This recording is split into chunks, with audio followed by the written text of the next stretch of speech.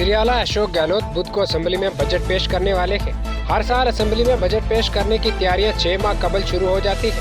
महकमा खजाना इस पर काम जारी रखे हुए है।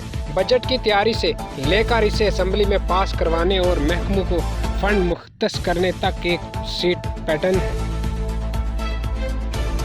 रेड पेपर लीक मामले पर बीजेपी के निशाने पर आए तकनीकी तालीम के वजीर डॉक्टर सुभाष गर्ग ने कहा कि वजीर आला हमेशा कहते हैं कि हर गलती कीमत मांगती है। अगर सुभाष गर्ग ने कोई गलती की है तो इससे भी सजा मिलेगी।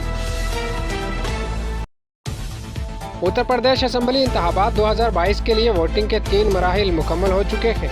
हुक्मरान जमात भारतीय जनता पार्टी अपनी साख बचाने की हर मुमकिन कोशिश कर रही है। पार्टी के मराकिज और रियासत के सीनियर रहनुमा बाशमूल वज़ीर आला योगी आदित्यनाथ इंतखाबी मुहिम में दिन रात मेहनत कर रहे हैं।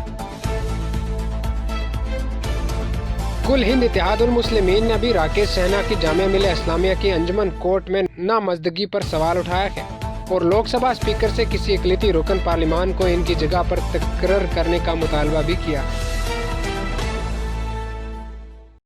उत्तर प्रदेश के जिला आजमगढ़ के अहरोला थाना इलाके में जहरीली शराब पीने से 7 अफराद की मौत हो गई है, जबकि 41 लोग बीमार हैं। इस वाक़े से करबा जोहार के देहात में कहराम मच गया है। उत्तर प्रदेश के एक्साइज कमिश्नर सेंथल पांड्या सी ने इस मामले में लापरवाही बरतने पर 3 एक्साइज एहलकारों को मुअत्तल कर दिया।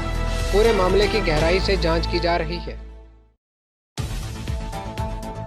AFP ने रूस के सदर व्लादिमीर पुतिन के हवाले से कहा कि यूक्रेन के तनाज़े के खात्मे के लिए अमन मंसूबे की कोई इम्कानात नहीं है। वहीं रूसी फौज ने सरहदी झड़प में यूक्रेन के 5 फौजी मारने का दावा भी किया।